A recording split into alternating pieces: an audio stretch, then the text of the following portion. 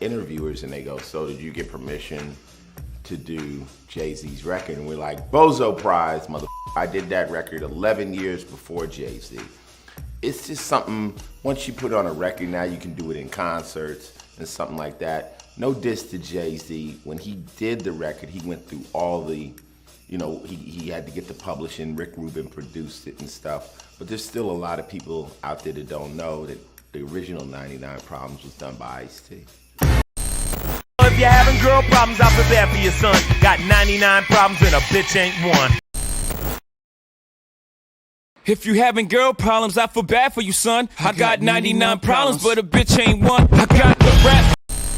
In the Hard Knock Life album, which I gave him the Hard Knock Life record. Also, I didn't produce Hard Knock Life, 45 King did, but that Hard Knock Life record was going on this album, as a matter of fact. Oh, really? Yeah, and when we did the Diddy tour, Jay, I had the Hard Knock Life on the plate just to beat by itself, and I used to play it. When I used to come out the second time in the arena, I used to play it, and you know, all the different people used to run up, how you get Annie behind the drums? And you know, and then Jay ran out, I guess it was the third show, he ran out, he heard it, he said, yo, what's that?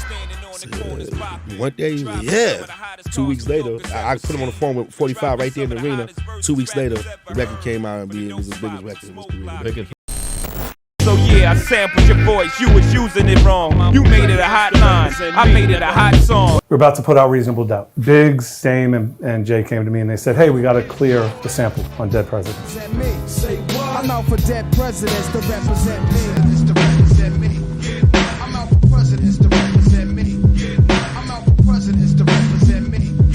I'm out for dead presidents to represent me. So I said, yeah, give me a check for $2,500 and I'll clear it. It's not a problem. I went to Zomba. I saw the president, Richard Blackstone. This is what we're going to take. I said, but we'll take 50% of the publishing. So what I love to say is, while Jay likes to say that, and you ain't getting coin, nigga, you was getting fucked in. I know who I paid, God. Searchlight Publishing. Nas owns Jay's publishing. Jay does not own Nas's publishing. Wait, what? From that record? Correct. From that record, correct. He took 50% of the publishing. Exactly right. Any printing that says Dead President, Nas owns 50% of that song.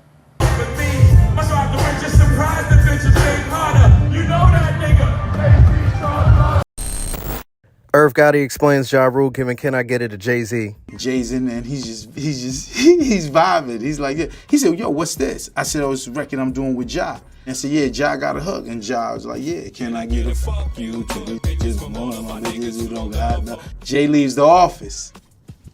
5 minutes later, oh, what up? Yo, let me get that record. And I'm like, what record? He's the record y'all doing. This shit hot. So I put him on the phone with Ja. Ja gave him the flow, the hook. Now, Jay may get mad at me for saying that, but again, it's the truth, man. It ain't even a question how my dough flows. I'm good to these bad hoes. Gotta come out with something swinging. So he comes out with, what was that song? What was that? Do It Again. 4 a.m. long at my crib. A song. It was hot. Was stolen. Okay? The song was stolen. The hook was stolen. It's a song by Rare Essence called Overnight Experience or something like that. Oh no, Overnight Scenario. That's it. Overnight Scenario. You can go to YouTube, Rare Essence, and listen to Overnight Scenario. They sued Jay-Z for stealing a hook to their song. You know, and see, back then there was no YouTube. There was nothing. They had the tape, they heard the hook, and they used the hook, and they wrote the song around the hook. Blatant, thievery.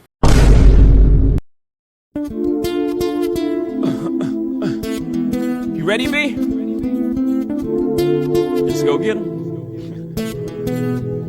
All I need in this life to say is me and my girlfriend. Down the ride to the bloody end. Just me and my girlfriend. Jay-Z est une légende. C'est une légende vivante du hip-hop. Je dirais même aussi, même légende de la musique, même en général. On peut pas lui enlever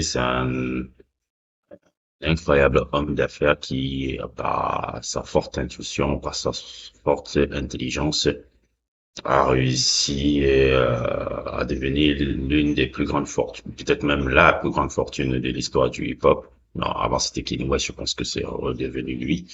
Et devenir même par exemple, l'un des artistes les plus iconiques un peu de l'industrie du divertissement américain. Pour quelqu'un qui vient d'un endroit comme Marcy, et devenir ça, on peut que dire chapeau. Et même en tant qu'artiste, on peut le reconnaître d'avoir quand même sorti quelques albums assez légendaires comme Reasonable Doubt, comme Blueprint, comme Black Album. Je pense que c'est même les 3 albums même que j'aime le plus de lui dans sa longue discographie. On ne peut pas ne pas lui reconnaître ça. Maintenant, après avoir dit ça, après avoir parce que je sais qu'ici, qu'il y a certains individus, surtout quand il y a des fanatiques ici dehors, qui, dès qu'ils voient quelqu'un qui ont atteint un statut social particulier, atteint des trucs particuliers, atteint un statut social particulier, atteint une certaine forme de richesse particulière, on ne peut plus rien dire sur les méthodes et les conneries qu'ils ont fait. Et surtout aussi de nous décrire au final qui sont ces types d'artistes-là. Parce que moi, je suis désolé. Jay-Z est une légende. Pas de souci. Mais on peut pas me le mettre comme j'ai vu dans le classement de Rolling Stone qui était absolument abominable. Hein. J'ai vu des trucs qui m'ont rendu fou. Qui m'ont rendu fou dans ce classement-là. Comment tu peux me dire que Jay-Z est le plus grand artiste de hip-hop de tous les temps? Quand tu sais qu'il a passé sa vie, quand tu sais que cet artiste n'a aucune identité et qu'il a passé toute son existence, toute sa carrière, même toute sa vie à piquer des lyrics de personnes, des concepts de personnes, des trucs. Qu'est-ce qu'on va me dire qu'il est le plus grand de tous les temps? Il n'a aucune originalité, ce mec. Aucune. Le Rolling Stone qui me met numéro 1 là et tout. Mais vous voulez me raconter quoi? Qu'est-ce que Jay-Z est parti vous faire en sourdine haute et tout pour vous faire comme pression pour que vous le mettez numéro 1? Devant lui là? Et devant lui? Et surtout lui, là. Mais qu'est-ce que me racontez, les mecs? Comment vous pouvez me dire que Jay-Z est plus grand que Tupac alors que ce mec-là a littéralement piqué un de ses sons à sa mort? Je crois qu'il était parti voir, c'est Kanye West qu'il avait suggéré peut-être de prendre le son de Me and My Girlfriend de Tupac. Il est parti littéralement prendre un son de Tupac qui est dans Machiavelli, qui est Me and My Girlfriend, et il l'a fait Bonnie and Clyde avec Beyoncé. Vous voulez me dire que ce mec-là, qui a fait ça, qui a pris l'identité d'un autre gars, beaucoup plus largement plus brillant que lui, vous voulez me dire qu'il est plus grand que ce gars-là? Par quoi? Par où? Mettons les trucs business à part. Je parle juste vraiment artistry. Je parle vraiment hip-hop, musique. Je parle juste ça. En quoi il est meilleur que ce mec? Vous voulez me dire qu'il est meilleur que Nas? Alors que toute sa carrière, il a basé sur Nas? Parce que je vais vous expliquer qui est Jay-Z au début. Parce que plein de gens pensent qu'ils connaissent Jay-Z, mais ils ne le connaissent pas du tout. Ils connaissent pas sa carrière. Même ceux qui prétendent être ses fans n'ont pas étudié sa carrière comme moi je pense l'avoir étudié ou bien comme mes frères l'ont étudié. Je vais vous expliquer qui est Jay-Z. La plupart du temps, les gens, quand ils pensent à Jay-Z, ils pensent que le point de départ de sa carrière, c'est avec Rockefeller. C'est-à-dire Karim Burke et Damon Dash, que vous voyez un peu sur la photo là. Non. Le point de départ vraiment de la carrière de Jay-Z, c'est avec Jaz-O. Jaz-O est l'artiste qui a était le premier mentor de Jay-Z. Ils habitaient dans le même quartier. Et Jaz-O était un artiste de hip-hop un peu beaucoup plus populaire, on va dire milieu des années 80 jusqu'à la fin des années 80, un peu, en 85, 89 et tout. Et pendant ce temps-là, Jay-Z, le nom même, je pense même c'est lui qui l'a donné le nom Jay-Z. C'est lui qui l'a formé, c'est même lui qui l'a appris à rimer. Parce que Jay-Z, à la base, son flow n'est pas comme vous le connaissez là, actuellement. Son flow était beaucoup plus différent parce qu'ils étaient, la mode à l'époque, comme je vous avais expliqué dans ma vidéo sur Positive Black Soul, la mode à l'époque, c'était le diggity rap de New York, là où les gars rappent rapidement, là, ce genre de délire là, c'était le rap de New York qui était à l'époque très populaire. Et justement, celui Jaz-O, Jay-Z rappait exactement comme ça parce que c'est Jaz-O qui l'apprenait à rapper comme ça. Comme vous pouvez le voir dans cette vidéo, qui je pense c'est le premier clip vraiment où on voit Jay-Z. Ça s'appelle The Originator, c'est un son de Jaz-O qui est tiré de son deuxième album, je crois, To Your Song. Perpetrating the cool ones, bigger and better, baby, let's face it, we be having flowing past the rabbits, trying to race it, the lyrical writer, fivin' until it dropped you, crazy seek spiritual help from Jazz and Jay-Z, standing in all your soul, the best and more, the best before we go. Donc, à la base, Jay-Z, c'est d'abord ça. Et c'est toujours une identité, c'est l'identité de Jaz-O. C'est Jaz-O qui nous montre un truc. Bon, c'est normal, hein, de s'inspirer de ses mentors, de ces trucs. Quand ton mentor t'apprend un peu et tu dis, ok, je vais apprendre comme ça. Oui, ok, c'est normal, c'est totalement normal. Maintenant, quand il essaie de s'émanciper un peu de son mentor, c'est là où il rencontre justement Damon Dash, Karim Burke et d'autres. Ils ont cette idée de former Rockefeller, leur propre label et tout. Il était toujours dans ce style-là jusqu'au jour où il écoute quel album? Je pense l'album qui va complètement changer sa vie et changer totalement la trajectoire de sa carrière. Je pense à ça.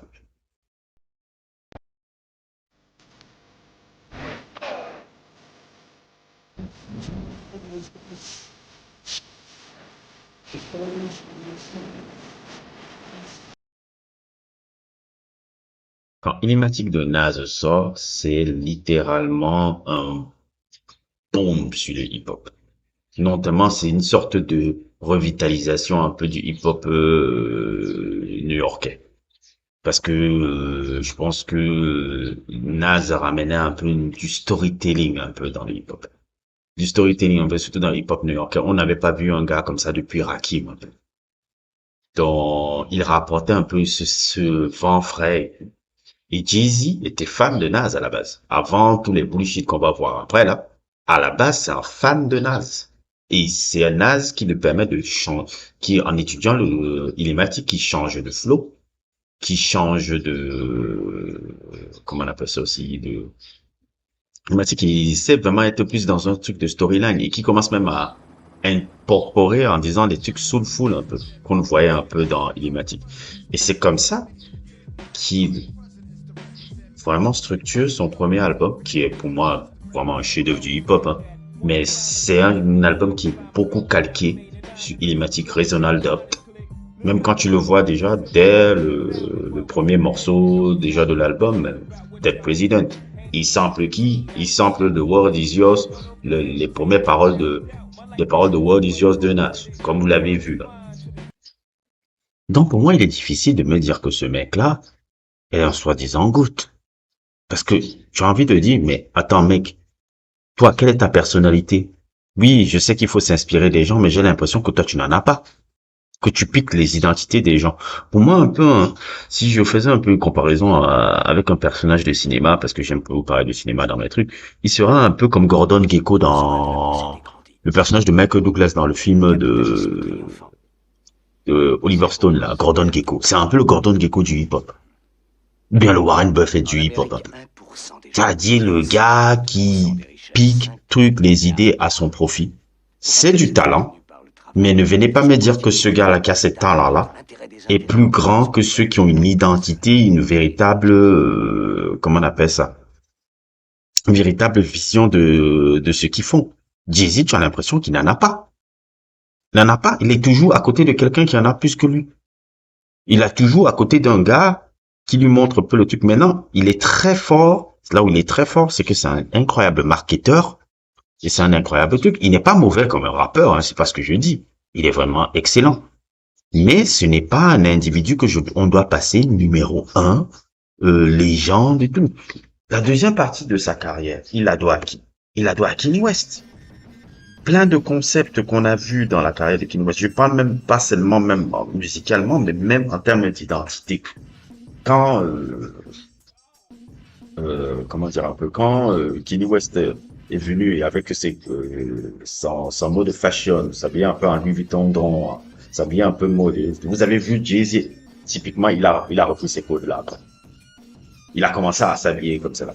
Maintenant, si vous remarquez un peu, maintenant, un peu au milieu de sa carrière, là on est là et tout. Sa nouvelle mode, c'est récupérer soit l'identité en faisant un peu, bon, je vais me faire mon bobo en ressemblant à Basquiat.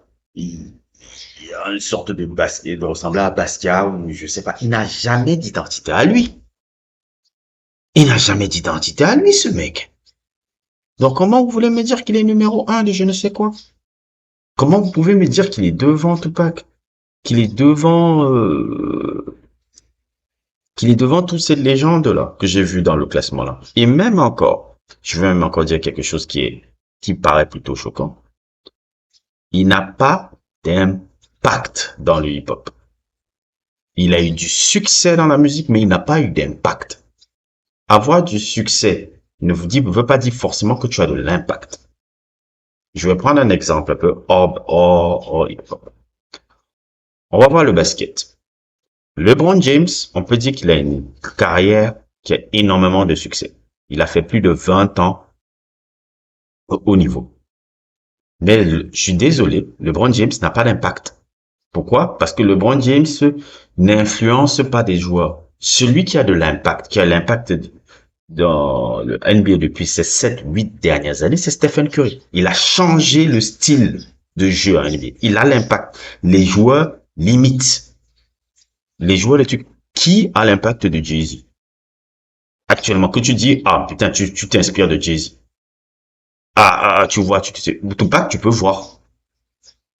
Eminem, tu peux voir. Voilà même un autre délire. Comment me dire que Jay-Z est plus grand qu'Eminem quand Eminem l'a violé dans son propre album avec Renegade? Ou bien même encore, Eminem, tu peux voir l'impact d'Eminem là. Quand tu vois les Obscene, les Joyner Lucas, les Logic, c'est des gars qui sont Eminem. Jay-Z, il a quel impact? Qui limite? Qui le truc, la seule raison pourquoi les gens le regardent réellement, c'est bon, ah oui, tu as réussi hors hip-hop à développer ton business, à diversifier tes business, à diversifier un peu tes trucs, et tu es devenu excessivement riche. Et la seule raison pourquoi il est un peu, comme on dit aux États-Unis, relevant, c'est parce qu'il y a sa femme Beyoncé à côté. Sinon, on ne s'intéresserait plus à Jay-Z. Il n'est pas ni intéressant humainement, et encore moins, c'est un artiste, oui, il a fait des albums qui sont bons, mais quand tu regardes et tu regardes en profondeur, tu te dis, non, le mec, là, il est excessivement banal, il pique les idées des autres, il est, pour moi, si on doit classer dans légende, on doit le classer dans top 40, top 50 des plus grands artistes de hip-hop. Je les mets dans les légendes, il n'y a pas de souci, hein, la longévité, certains albums de classiques, il n'y a pas de souci. Mais en termes d'impact, il n'en a pas. Ça me fait même pas plaisir de le dire. Drake a plus d'impact que lui. Je suis pas fan de Drake. Je suis pas fan de Drake, mais disons-lui, Drake a largement plus d'impact que lui dans le hip-hop, hein. Même dans l'histoire du hip-hop, parce que quand tu regardes un peu Drake, tu te dis merde, Drake, il y a énormément d'artistes qui ressemblent à Drake. J'ai même pas dit même la culture hip-hop actuelle, elle se ressemble à Drake. Elle est aussi lame que Drake. Quand tu vois même les commentateurs de hip-hop actuellement, on n'a plus des experts véritablement, ceux qui ont les voix qui portent en fait, mais ceux qui ont les voix qui comptent. Ce sont pas des experts qui sont un peu en mode de source ou XXL magazine comme à l'époque, comme c'était un peu dans les années 90 ou 2000. Ce n'est plus ces magazines-là qui ont l'influence sur, comment on appelle ça, qui ont l'influence un peu pour impacter un peu sur les auditeurs sur le hip-hop, même Hot 97, non, ça n'est plus ça. C'est qui? Ce sont les streamers, ce sont les mecs comme DJ Academic, ce sont les mecs comme Kite Sena, ce sont les mecs comme Adidas, c'est eux qui sont devenus les nouveaux commentateurs de hip-hop, alors que quand tu les écoutes, tu sens que ce sont juste des gars qui connaissent, qui sont pas vraiment dans le truc. Et c'est quoi? C'est l'impact de Drake. Drake a permis à ce que des lame gars comme lui puissent avoir la voix et autres tout. Mais Jay-Z, on peut ne pas aimer Drake, mais on peut pas lui enlever ça. Jay-Z, il a quel impact? Oui, il a eu du succès. Avoir du succès, c'est on peut avoir du succès. Mais quand tu n'as pas d'impact, le succès là, pour moi, un peu, ça dérange. C'est comme, je vais même prendre encore, je vais sortir même encore comment on appelle ça? Hors hip-hop. On va prendre une autre passion que j'ai, le foot. Et ça, les gens ne le savent pas, mais je suis très passionné par le foot, mais j'en parle très peu. Mais regardons un peu, même avec pendant ces 15 dernières années, vous aviez la rivalité Messi-Cristiano Ronaldo là que les gens avaient tout parlé. Quand tu regardes un peu la rivalité, tu vas te dire, oh ouais, moi je vais vous dire, hein, je ne suis pas forcément pro Messi, pro Cristiano Ronaldo, hein, je suis pas forcément, moi j'aime pas les débats un peu stériles comme ça. Mais quand on regarde un peu la rivalité de ces personnages, de ces deux gars-là, comment en fait, dans la rivalité qui se jouait, c'était pas qui est plus fort que l'autre. La rivalité un peu de Messi et Cristiano Ronaldo, même les fans n'en sont pas forcément conscients, mais c'est un peu ça. C'est un peu l'ancien football contre le nouveau football. L'ancien footballeur contre le nouveau footballeur. Qu'est-ce que je m'explique un peu. Messi représente un peu une vision d'un certain foot, en tout cas pour moi. Je sais pas que je supporte Messi, mais je préfère voir des Messi que des Cristiano Ronaldo. Parce que Messi me rappelle les joueurs du passé, les joueurs de l'avant, du foot avant la Real de Smack. Genre, Zico, Garrincha, même Pelé, Maradona, Puskás, tous ces joueurs de foot, tous ces grands joueurs de foot. Il me rappelle quoi? Que, avant tout, le football, même si c'est un sport où on essaie de compétir et de gagner, c'est avant tout un jeu qui peut être pratiqué par des individus qui sont aussi lambda que lui, mais dès qu'ils touchent le ballon, ils peuvent devenir des chiens. Cristiano Ronaldo, c'est quelqu'un qui a apporté quelque chose que je trouve un peu négatif, un peu comment on appelle ça dans le foot. Il a apporté une sorte d'individualisation du foot, d'individualisation du joueur. Ça passe par une NBAisation même du foot. Par quoi? Par la prolifération, ça regardait même les analyses de foot maintenant. Les gens analysent débilement maintenant par les stats. On veut analyser un joueur en disant, ah, il a marqué combien de buts et tout. Alors qu'il y a des joueurs, je vais dire, attends, mais comment tu analyses alors un joueur comme, par exemple, Paul Scholes? Est-ce que c'est pas les stats que tu vas analyser un joueur comme ça? Le Cristiano Ronaldo, il a apporté une individualisation du foot. Où le foot doit être juste, moi, les buts, mon individualité et mes succès personnels. Ce qui fait que l'individu est au-dessus du collectif, maintenant. Si vous voyez bien maintenant dans les équipes, on ne parle plus, tu vois même les fans de foot, ils ne sont plus fans des équipes, ils sont fans des joueurs.